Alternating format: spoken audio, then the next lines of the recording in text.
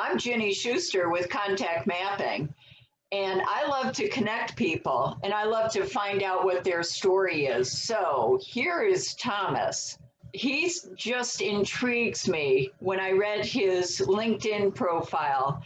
Now, to me, politics and Christianity don't quite go together, so that's why I wanted to have you on. So take it away, Thomas. Tell us who you are and how you connect the dots for me. Sure.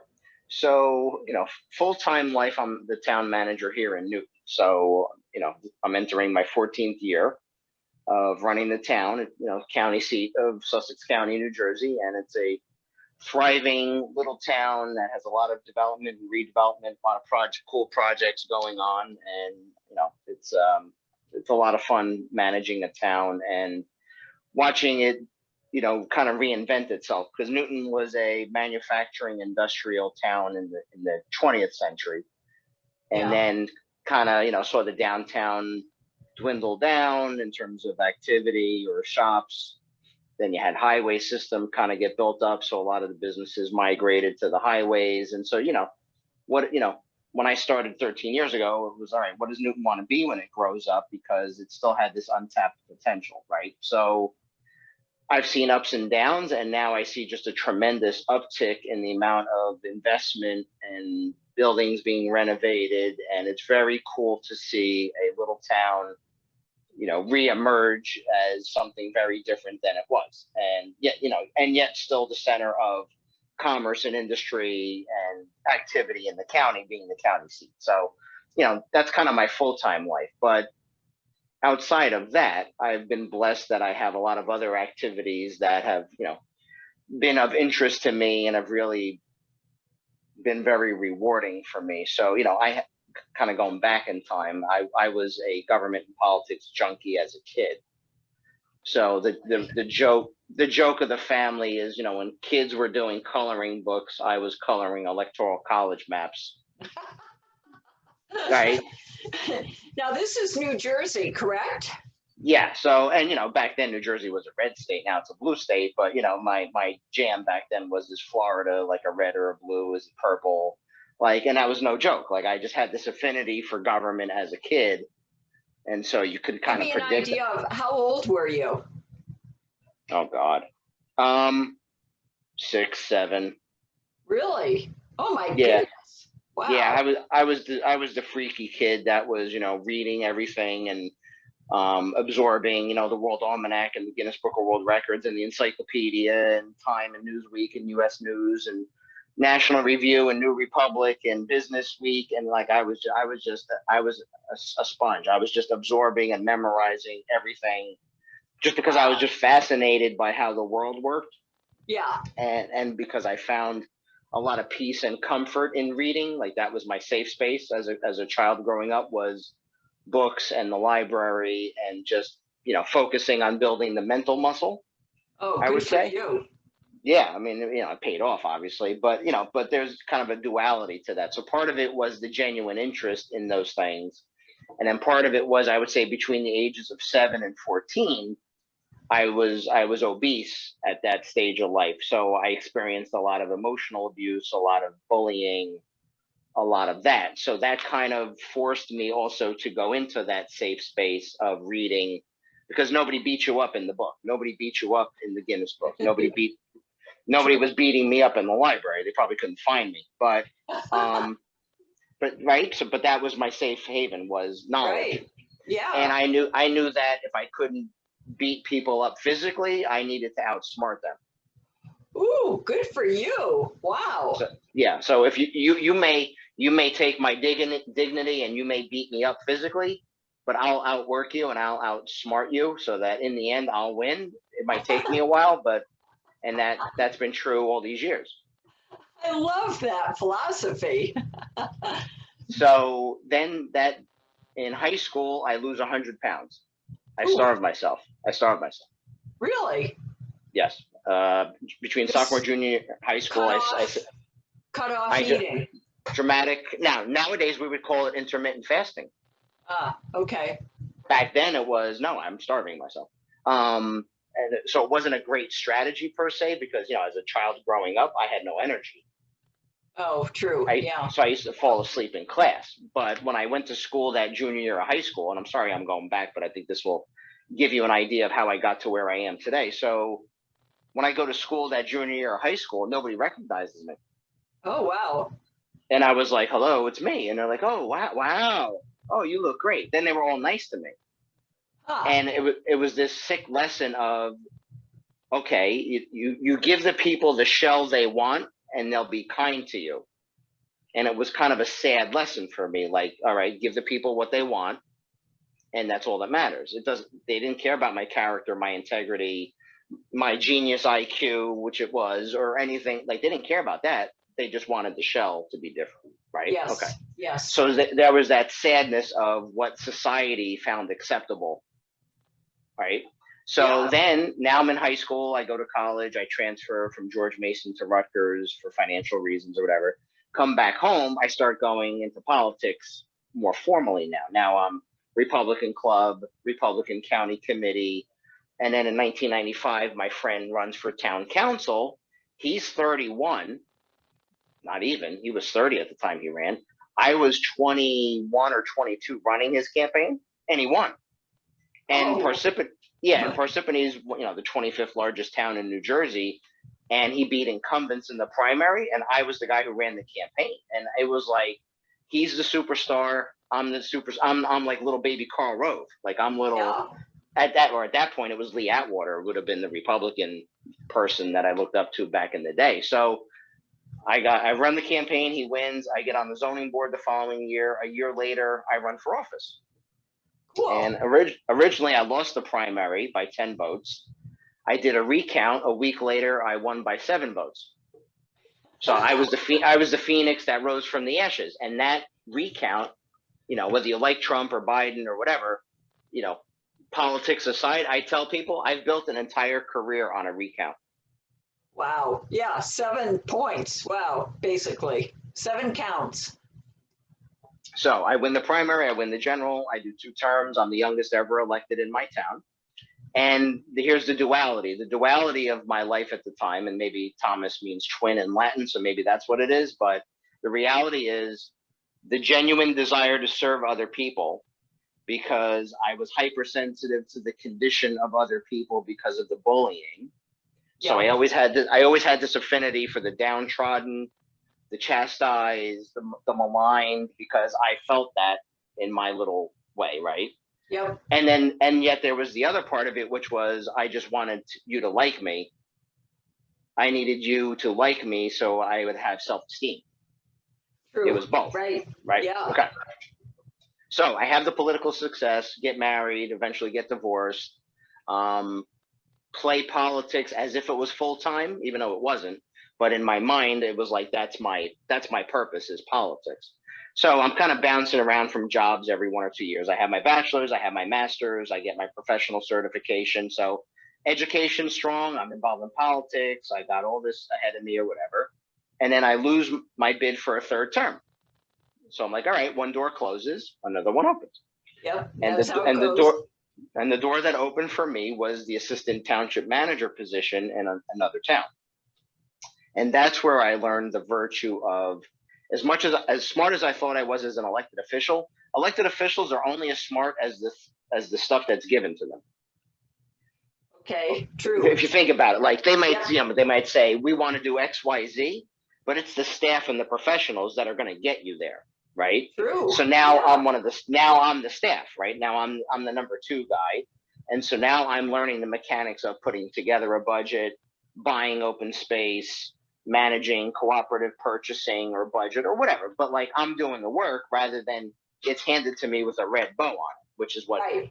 Yeah. If you're good at what I do, you're giving the elected officials everything they would want so they can make a good decision, right? A good policy decision. Okay. So I did that for 3 years, and then I got the job here. And the funny thing about Newton was I interviewed, and I teach classes on how to interview because when I do my coaching, I came to the town. I'll back up. The recruiter calls and says, I'd like you to apply to be the town manager in Newton. Now in New Jersey, the council manager form of government is the most coveted form because I'm actually the chief executive. Whereas in most towns, the mayor is the chief executive. So I have more authority than the mayor does here. The mayor's a figurehead. The mayor runs the meetings. The mayor does the weddings. But 99.9% of what happens in this town goes through me. It doesn't go through him because they rotate that every year. So it's totally different form. And I like it because it holds me accountable. If you don't like the work I'm doing, you fire me. I don't care. So the recruiter calls and says, I'd like you to apply. And I'm sitting here at my office in Randolph, and I'm like, where the hell is Newton? And I go on the computer, and I go into the internet, and I'm like, oh my God, it's like the boonies. It's like the sticks, because it is. I'm in the middle of the sticks. And I'm saying, oh my God, why would I interview? I don't even know how to get there. Like, why would I interview there? And I said, you know what? Before I poo-poo it, I have nothing to lose by applying. So I applied. But then I said, just like going back to the kid who was involved in politics, if I'm going to be in, I'm going to be in it to win it now, right? Like now this is mine. I want it. You bet. Go for it. This is what I did. I came to the town. I got a zoning map, street map. I drove every street. I toured the downtown. They had a session on a Saturday where they were doing they were just starting redevelopment at the time. And at the Newton Theater, they had this whole thing for the public to talk about redevelopment. It was vision planning. I came to that, found it very interesting. And then the woman who's my deputy manager now was my secretary. Back then, she was the town manager's secretary. So when I picked up the map down the hall, I mean, it's a true story, I said to Terry, I said, all right, I want to go, hi. I said, I want to go grab something to eat today for lunch. Where should I go? And she's like, Applebee's. I said, no. I said, I want to go to the local place that everybody goes to. And she said, Spring Street pub or whatever it was, right? So I go to the pub, no joke, this is like a Tuesday. I go and I sit at the bar and I say to the bartender, I said, you're the bartender here, you know everybody. Tell me what's going on in this town. This is cool. and he gave me the dirt, right? Because everybody talks to the bartender. Yeah, right. Okay. So between the visit, the bartender, all the stuff I did when I interviewed, and all the research I did, when I interviewed the recruiter, I'll never forget, I come out of the council chambers and Greg goes, you got to teach a class on this. I said, why? He's like, you're the only candidate who did that level of research on the town. I said, Greg, I said, you're paying this person $112,000 a year at the time. I said, why wouldn't I do that level of research? Yeah. To me, that's respectful, right? Like I'm going to give you the respect, town of Newton, that I know what's going on. I read the newspapers. I know the council people. I know what they do for a living, where they went to college. Like this is what I do, right? I get the job. I tell my girlfriend at the time, I know it's a small little, bohunk town. I'll be there a couple of years. That was 14 years ago. See, so you never know, right? You just never know. So now, all right. Yeah. So that's the snapshot of how I got to Newton. Now, along that journey, Trish, my wife, and I get remarried in 2012. I make the mistake, and it was sort of going back into politics because now I'm in a new town. Yeah. So I feel like a fish out of water. So I go to my comfort zone, which is politics, right? So What do? I get involved in a campaign. I get appointed to the library board. I get appointed to the zoning board. You know where this is going. And then the next question is, hey, Tom, would you like to run for office? And I'm like, there's no effing way I'm running for office. I'm done. I don't want to do it. I go to bed. I swear to God, I wake up the next day. I'm running for office. So that was February of 14. Between February, right around Valentine's Day. So let's say that through March 17th, I got spreadsheets. I'm doing research because it's a county committee vote. So there's literally only, let's say, 48 people that can vote to put me on the line for the June primary. I know where you live. I know who you are. I know where you go to church. I've done all this research. So when I meet with you, I say, Ginny, it's great that, you're giving me your time. And then I already know this, but Ginny's going to ask me about the Second Amendment. because already know you're a big gun person. Like you're an NRA person. I already know this. So I know eventually one of the first questions you're going to ask me is, Tom, tell me, how do you feel about 2A? And, you know, that's code in the conservative Republican world for Second Amendment, right? I'm going to be like, dude, I'm like Mr. Second Amendment. Like my dad's a lifelong NRA member. I remember as a kid reading the American Rifleman magazine when it would come into the mailbox. I'm a big proponent, blah, blah, blah, blah. Now, I don't believe anything I just said to you, but I gave you a line of shit because I knew that's what you wanted to hear. Now, I'm not proud of this. I'm just telling you what I did. Okay. Because this is what most politicians do. Exactly. That's They what we tell see. you. Yep. Okay. So March 17th comes, St. Patrick's Day, and they have the meeting where I have to give my speech. There's 4 candidates for 2 positions. The mayor's running, me, and then 2 other people. I'm running because they don't want one of the other people to win. That's all this is. It's not like they liked me. It's that they saw this guy with this unbelievable resume, and they're like, he's the guy. Yeah. It was like I was typecast out of Hollywood on paper. Yeah. Okay. Now, mind you, at this moment in time, I have a fever, I have pneumonia, and I feel like crap because my whole body was shutting down because my body was, don't do it, don't do it, don't do it. And I ignored it. Okay. So I'm sitting at the firehouse. We're giving the speeches. I go in. I do my intro. They ask really stupid questions. I knock them out of the park because they're softball questions. Like, how do you prepare a budget? How do you work with others? I'm like, oh my God, like this is really what you're asking me, but fine. I go back in. I was working with a coach at the time, and she's like, you killed it. She's like, you were better than the mayor. You were phenomenal. I said to her, I just want to go home and go to bed. I don't want to be here. I don't like these people. I don't want to be doing this, and I'm dying. I just want to go home. I go in, and I got my parents there. I got my wife there. I got my stepdaughters there. Friends, family, neighbors, like it's a whole posse. I got a whole posse. And the mayor comes in first. I come in second. Oh. So I win, right? So it's the top 2. So I win. Oh, okay. I slayed the dragon. The guy that they wanted me to beat, I beat. Yeah. Next day, I come into my office here and I cry my eyes out because I'm a fraud. Oops. So at that point, I'm like, I'm in it. I got to follow through. So I win the June primary, win in November, and I hate the entire 3-year experience. Oh, that's so fun. Right, but it gets worse. So now that experience turns into anxiety. It turns into depression, which turns into thoughts of suicide. Because now I'm not okay. Yeah, because now I'm spiraling because I'm back into the world of politics that I hate. I'm with people I don't like or respect. It's like I'm turning into them and I don't want to. I love what I do here, but now I'm thinking I'm better than the people here because I'm the elected official now in the rich hometown I live in. Yeah. Whereas I'm the town manager in the lower middle class town.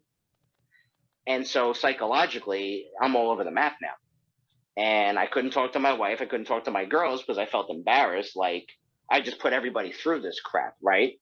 Yeah. So I kept it within. And that's, the worst place it can be is, right? Definitely. Yep. So September 2015, I'm in this office. It's a Thursday or a Friday night, whatever it was. And I'm like, all right, I'm going to kill myself. I'm done. And I hear a voice, and the voice says to me, and there's nobody here. It's late at night, which I'm normally not here. And it was like, I heard this voice say, Tom, it's time. And I'm like, all right, well, there's nobody here. So I could be hearing things, or maybe that was the voice of God or whatever it was. But all right, what does that mean? And I'm saying, all right, well, let's go with this for a second. Let's say it was the voice of God. And what does it mean? It's time. It's time for what? It's time for change. Okay. Time for change means I got to change what? Everything about my life, part of my life. And I'm like, you know what? I don't know, but I felt this tremendous sense of calm at that point. After all that angst and drama and anxiety and sadness, that moment after I heard that voice in this office, I'm saying, I felt this tranquility. And I said, okay, I think I know what I need to do, but I'm not sure how to do it. And that's what began my very painful multi-year journey of traditional counseling, spiritual counseling. I blew up my life. I rebooted the system, and it was the best thing I ever did. Wow. How old were you when that happened? I mean, at that point, it's 2015. I'm 43 years old. Mm. So you figure from 43 to 45, it's just a few years ago. Now I stay in politics to finish the term, but I don't put any emotional attachment into it. Like I do it, I go to my meetings that I have to go to, but I emotionally detach because it's not healthy for me. And people, and I do a lot of podcasts and things, and people ask me, well, how did you get from like 0 to 60 in terms of anxiety and depression? And I said, it wasn't 0 to 60 because that was 40 years of pain manifesting at that moment. That was the kid who was bullied. That was the kid who was chastised. That was the kid who never felt comfortable in his own skin. That was the kid who couldn't look in the mirror. That was that manifestation of anxiety and depression was 30 years of crap coming out, basically. Wow. So I go through this journey, and I said, you know what? I honestly thought about quitting the position, and I said, you know what? I don't want to be a quitter. I'm just going to detach from it. But what am I going to do with my life? Because politics, and you get to my book. Politics was my drug. That's how I got off. That was my high. Was politics. Right. Title. I can see that. Yeah, that was my title. Yeah. That was my affirmation.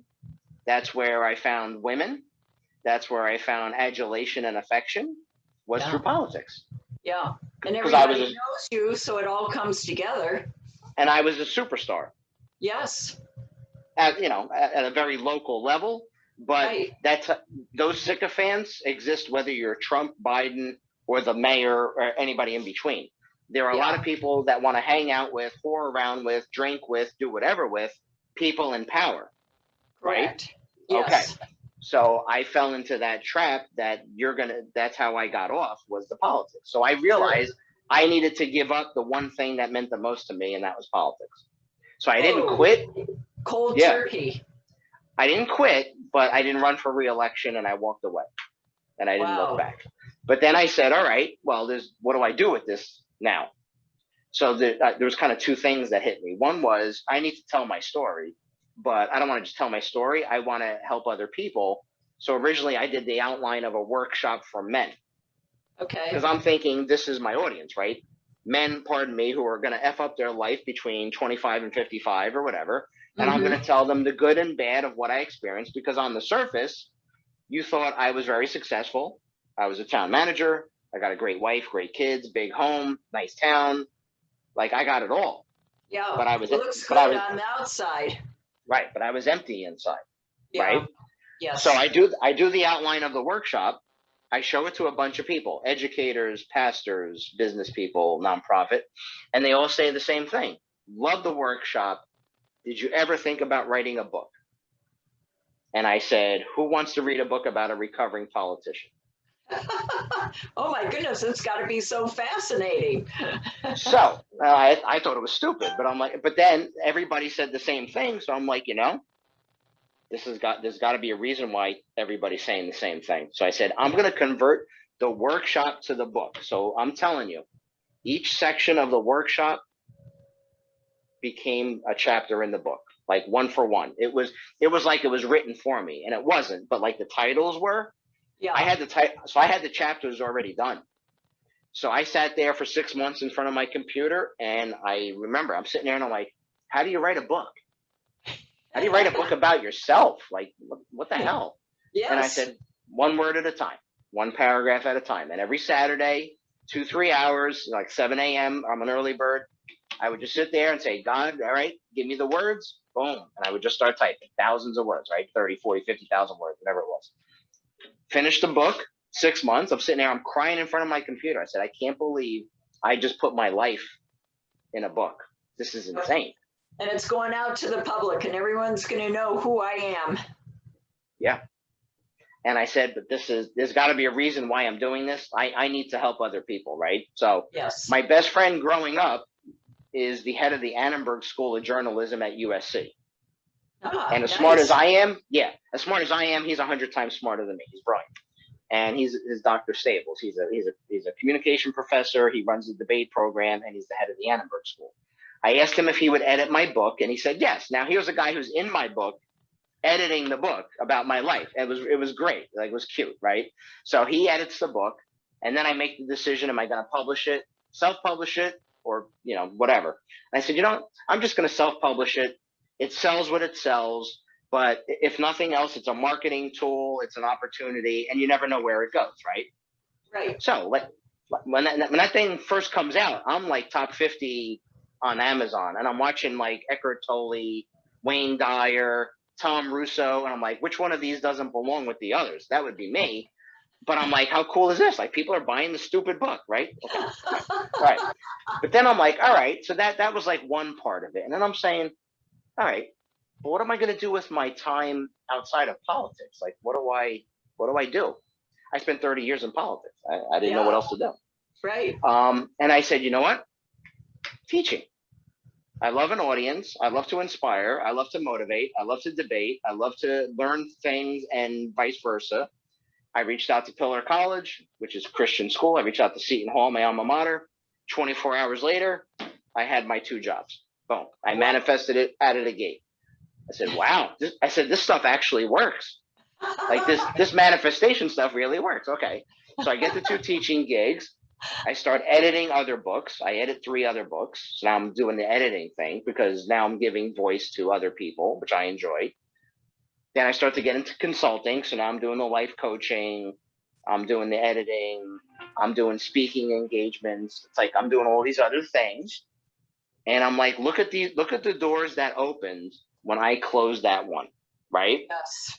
So now you fast forward, and I'm sorry, I'm kind of going fast, but so now when people ask me what life is like today, or what I learned, or whatever, I said my leadership style was always very authoritative, and I'm going to tell you what you have to do because I'm in charge, right? Right. Whereas, and that's just the way it was, because I thought that's what it needed to be, and I was that way at home, which wasn't good. I was that way at home as much as I was in the office, because I couldn't turn the town manager brain off when I drove the hour and went home. And so that's hard. I had a hard time changing that thinking from CEO to husband, or CEO to stepdad. Okay. Yeah. So the model I use now is, I say it's servant leadership. It's not what can you do for me? It's what can I do for you? Because I know if I empower you as an employee, you're going to do great things. I don't need to micromanage you. I don't need to be authoritative. Yeah, there's the occasional, Tom, what do we need to do? Or what do you want me to do? Or whatever. Yeah, sure, because I'm in charge. But it's much more collaborative and dynamic and fluid than years ago, where it was just go do this. I don't want to hear it. I don't want any feedback. I don't want your opinion. Like, just go do it. Because I know I'm smarter than you. Just go do it. Right. So it totally changed my model here, and people, Terry and everybody, have noticed the difference in my leadership here. But like I said, between now and now, so now I have Pillar College, I have Seton Hall, I have Fairleigh Dickinson I teach at. I just got Florida State for January. I'm waiting to hear from Rutgers, my alma mater, about teaching there. I got a lot of consulting gigs coming up starting in September. I got a new website coming out, new coaching program. Like, everything I'm doing is on fire. And it's all because I closed that, and it's God first, obviously. I closed that door and said, all right, I'm going to put my faith in something besides Tom. And the joke is, I used to have myself on the throne until God kicked me off. I like that. That's really good. So are you saying that to most people you would not recommend that they get into politics? Or that's the most common question I get every time I speak. Is will I go back into politics, or what would you say to someone else? This is what I tell them. I said, if you're going to go into politics, you have to be extremely grounded in who you are, what your purpose is, and that you're not looking for life affirmation of any kind through the politics. Because politics is a cesspool. Politics is not real life. Politics is not a career. Like what I do here, managing a town. I know people say you're in politics. No, I'm more of a bureaucrat, right? So I'm more Right. administrative, right? But I'm not in politics. I don't run for office. I don't have a title of councilman or mayor or whatever. It's very different. It's night and day. Um, so if you can be grounded, and for me, it's spirituality. So I say if you can be grounded in spirituality, I don't care if you're Christian, Jew, Muslim, I Yeah. don't care. But you Yeah. got to be grounded in something besides yourself. Because if you're not, if you're just grounded in yourself, politics will just exacerbate that and magnify it. So if you're grounded in your faith, your family, your career, your finances, your relationship, like if you're grounded in all those things, yes, can you go into politics and make a difference and serve? Absolutely. But don't think you're not going to have the temptations or the risks or the Yes. pitfalls, and don't Mm-hmm. think everybody else around you is thinking the way you are, because most of them Mm-hmm. are not. Most of them are in it for the money. Most of them are in it for the power. Most of them are in it for the adulation. If you're a guy, nowadays it doesn't matter, but they want to whore around on their wife. They want to whore around on their husband. They want to do something with their business. They want you to hire their cousin. I hate to say it, but I'm sorry, that's reality. Like it exposes you to all those things that maybe in the rest of your life you're not exposed to. Right. Yeah. So you have to be grounded in a greater sense of purpose and reality and self, and then you can manage those different things. Otherwise, it will eat you up. It'll chew you up and spit you out. Yeah. It's And I'm not really, saying it should. It's sad. I would, and I say this to my college students. I wish I wasn't saying that because it kind of breaks my heart when I say it. But I feel yes. like I'm being disingenuous if I tell you, oh, it's great. Like you're gonna run for office, you're gonna get your name on a lawn sign, it's gonna be badass. You're gonna have a fundraiser. They're gonna be kissing your butt. It's gonna be awesome. Yeah, and it's all fake. It's all fake. It's all fake. It's not real. It's really hard not to have that happen to you. I know a lot of people may go in with good intentions, but is it the temptations that take them sideways, or what is it? Or is it a combination of stuff? It's a combination because if you're not grounded in your finances, there's going to be financial opportunities that are probably not ethical or legal that would benefit you financially. If Yeah. you're not grounded in your relationship or your marriage, there's going to be a million opportunities to have affairs and to cheat on your spouse. There just Yeah. is. Okay. Yeah. If you're not grounded in who you are as a person spiritually, there's going to be a million opportunities for you to have a title, an office, a car, the perks of the position, the name on the sign, the name on the billboard, the name on the website. Like it sounds stupid, but if that's going to get you off, those are the opportunities. So you have to be grounded in so many facets Yeah. because there's always going to be a temptation or a risk or a decision point, that fork in the road for all of the things I just described. So it's not one. So that's why I said you got to be like super grounded in all of these things, Yeah. because any one of them is going to hit your weak spot, and that's what you need to avoid, because then that's what clouds your judgment, affects your marriage, helps you make bad decisions, maybe puts you in legal jeopardy, moral jeopardy, whatever it is. So that's the risk that everybody runs. But like I said, when you run for office, it's like, oh, I'm going to get 25 names on a petition. I'm going to turn it in. My name's going to be on the ballot. Mm-hmm. It's going That's to the be really easy cool. part. Yeah. What people think is the hard part is the easy part. The challenge is once you get elected, when these different decision points come into play, how you handle it, and that's the challenge. So yeah, should people go into politics? Yeah, because you know what, we actually need better people and moral people in leadership and running for office, because we don't have that in a lot of areas. Yeah. But they got to go in eyes wide open though. And I think Right. I think I educate people. And I'm a Republican, but I support and vote for as many Democrats as I do Republican, because Yeah.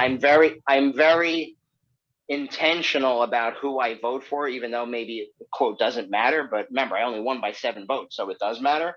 I always look less issue and more character and integrity, because I can't teach you character and integrity, but I can educate you on an issue. I'm not saying I'm going to convince you I'm right or wrong, but give me somebody with a good foundation that you Mm-hmm. can work with and talk to. And I don't Mm-hmm. care if it's a Democrat or Republican, that's the person I want to vote for or serve with, because at least they're going to be reasonable and rational. And in the end, all of what I do is problem solving. So who's the person that's going to really work effectively to problem solve? It doesn't matter what party they are. It really matters. Their character and integrity matters a lot more. Got it. So I'm a little confused then. Are you helping to advise people who want to get into politics, or are you completely out of that? Great question. I do that. That's funny. I have a meeting tomorrow with someone. I have a meeting Tuesday with a couple people. Tomorrow, Republican. Next week, Democrat. Yeah. So I will never run for office again, because you might as well just give me a bag of heroin. But I can help. But I definitely know, after 30 years, almost 40 of being involved in some fashion, I'm the guy you want to guide you. And I hate to say it, but now I realize there's a value to that financially in terms of consulting. Yeah. So I'll work with Democrats as much as I will Republicans, because now I realize that skill set is worth gold for them. Yeah. So no, I still do consult. And, for me, it's more communications, coaching, training, consulting, educating them about how budgets work or how government works, because everybody thinks they know how it works, and it's not. It's very different. It's more challenging. So yeah, my value is definitely being more of an advisor, a consultant, rather than being the primary guy, because being the primary guy wasn't good for me, and I don't want to go back to any of the drama. Twice was enough. Yeah. But yeah, I can definitely help people, and I do that now, and that's I'm seeing that expand as part of my business model with my LLC. Interesting. I want to share with you that in our community, Longmont, I'm involved with the Longmont Chamber of Commerce, and we had a leadership group, where they brought in current politicians, current city council people, different ones like that for each meeting, so that we could hear about them. And at the end, they talked about how if you wanted to run for office, they had a class, or we're in the process of setting up a class. And I don't care whether you're Republican or Democrat, I feel the same way you do, that it's really important that people understand the basics of it, because it almost is like a little mystery of what politics is all about. Yeah, and especially in the form of government. So like in this town, I've had people run for office with different ideas or whatever, and they get elected, and then they realize they can't do any of it because it takes 3 votes on the council and they're one of 5. Yeah. Or it's administrative, and that's me. Yeah. So yeah, so even operationally, a lot of people just don't understand. And like in New Jersey, every town's different. So if you don't understand the mechanics of how to actually get things done, you could be spinning your wheels. You might be the loudest voice, but that doesn't mean you're convincing other people that what you're doing is righteous or correct. So educating people, it's not my job to educate you whether you think cannabis should be legal or not. Like, yeah, okay. But like we just did the ordinance here, New Jersey just permitted recreational cannabis, right? It's big here now, big deal. Right. I'm by no means a cannabis expert. Let me, be upfront about that. However, 7 months ago, when this was approved last year or 2 years ago, whatever it was, for 7 months, I've been working on the ordinance with my planner and my town attorney, saying, look, it's legal. How do we make this work in the town where it's rational, it makes sense, it's protective of schools, it balances out the need for taxation versus and that took me 7 months. So it's not my job to tell you whether cannabis is good or bad, but I'm the guy that can work with you to say, if you're going to do that, this is how you make it work. Here's the mechanics of legislation, land use, ordinance, resolution. But see, that's the thing. I love the day-to-day mechanics of government, because most of what we experience in life will be impacted by local government. It's not state government. It's not federal. It's your roads, your schools, your parks. Yep. It's the day-to-day, and that's the stuff I'm really good at. Like this is my niche. Yeah. It all starts there. So what is your title? What is it? What is the town that you're in, and what is the title that you hold for what you're doing? Sure. I'm the town manager, and it's Newton, New Jersey. Newton, New Jersey. Mhm. Whereabouts is that in relation to Newark? Well, if you look at New Jersey and it's kind of tall and long, Newark is, 20 minutes outside of New York. So I'm in the northwest quadrant of New Jersey. So Oh, kind of okay. 20 minutes from Milford, PA, 20 minutes from Warwick, New Jersey, New York. So, but it's kind of, and we're in the middle of the boonies, but there's more open space in Sussex County than anywhere in New Jersey. So this is the prettiest part of New Jersey in terms of like state parks. It's really pretty, and Yeah. I'm the closest thing to the city in the country is what Newton Yeah. is. We're the hustle and bustle of the county. So I love it. And I live closer to Newark. I live in Basking Ridge, which is an hour away from here. But yeah, Newton's a great little town. If you ever go to our website, if you get a chance, we just put up some new pool photos. They're Oh, beautiful. We had cool. I'll drone do that. photos. It's newtontownhall.com. I'll do that. Oh, what an interesting story. I love it, Thomas. So, one last question for you. What do you think about setting that up around the country to help people out? Make it a national thing. What, in terms of getting people into Educating politics? people on politics, can they come up with a class, a course? You're basically hinting that that's what you're doing. You mentioned Florida. Yeah, well, I think what happens is, and then I have to jump. I apologize, but the reality of what I've seen is and I can just speak to New Jersey. The Democrats will do something for their tribe. The Republicans will do a class for their tribe. I've seen programs where we want to get more women in politics, right? I've seen those. Yeah. Yeah. But I have not seen anybody pull it all together like I would to say, I don't care if you're Taliban. I don't care if you're Republican or Democrat. My job is to make sure that good character and integrity people run for office. I don't care if they're slightly left or slightly right or whatever it is. Right. But is there a market for that? Yeah, it's just somehow you'd have to get like funding from Mark Zuckerberg or somebody, you know what I mean? Like you'd have to get funding from the outside or even a Mike Bloomberg might fund it. It's got to be somebody who sees the value, because most people will spend their time BSing about bipartisan. Right. And, Yes. and what I tell people is that pardon me, it's bullshit. That it's BS. You don't want bipartisan, you want nonpartisan. Oh, good point. There's a huge difference. Bipartisan is duality, right? It's R or D. Nonpartisan is I don't care what you are. I'm here to solve problems. And that's why I love Yes. Newton's form of government, because this is a nonpartisan form of government. And I'm telling you, it makes a huge difference when you don't care whether you like Biden or Trump, or whether you're an R or a D and you have to vote a certain way. It's all about issues. And when it's about issues, you can change the world. Once you introduce the other things, that's when it falls apart. And that's why I'll end on this note. When I gave a speech one time, I gave my second speech when I got sworn in Parsippany on the council. I talked about Washington's farewell address, which was very, it was way over people's heads. Like, holy crap, right? What's this kid doing? Yeah. He warned of two things. One was foreign entanglements, and the other was the downfalls of the political party system.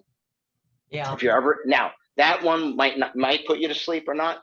You ever want to read just like a really interesting thing? Read his farewell address, because everything he warned about, whether it was foreign wars, whether it was the political parties, is how we've spent 200 years as a country. It's amazing. And yeah, and like I said, I would focus educating people about politics from a nonpartisan perspective rather than bipartisan, because even bipartisan doesn't work anymore because everybody just hates everybody now, right? It's just it's all contentious, and all we do is talk about Trump or Biden, Biden and Trump, Trump and Biden, and it's like, hey, talked about this stuff before. Right, and you know what? Let's solve immigration, because we can if we want to. You want to talk about taxes. You want to talk about climate. You want to talk about healthcare. Those are all things you can solve. Yeah. But when there's so many special interests involved, and then it lines up by party, you're not going to solve squat. You're not. Yeah. Yeah. But remember, I'll end on this note. At the local level, I don't have the luxury of not solving problems. No, because remember, at the local level, if I don't fix the pothole, Johnny's coming to the council meeting. If I don't pave the street, Susie's coming to the council meeting. Oh, yeah, right. because it's face to face, it's interactive. How many people are going to Washington on the floor other than January 6th? How many people are going to Washington into right? Joke, but you know what I mean? Like you don't, because it's not built that way. Right. Going to Trenton isn't built that way, and trust me, it's by design. They don't want your input. Let's not pretend. But at the local level or Yep. the county level, that input and that dance is Yep. part of what makes it work. Exactly. I'm totally with you. I absolutely love this, Thomas. Thank you. I really would like to go ahead and put this on my YouTube channel and spread around the information that you've got. Sure. And hopefully we can talk offline at some point and reconnect. So I'm That sorry I have sounds to great. jump. Okay. All right. Thank you so much for your time. Really appreciate it, Thomas. Thank you. Okay. Take care. Bye.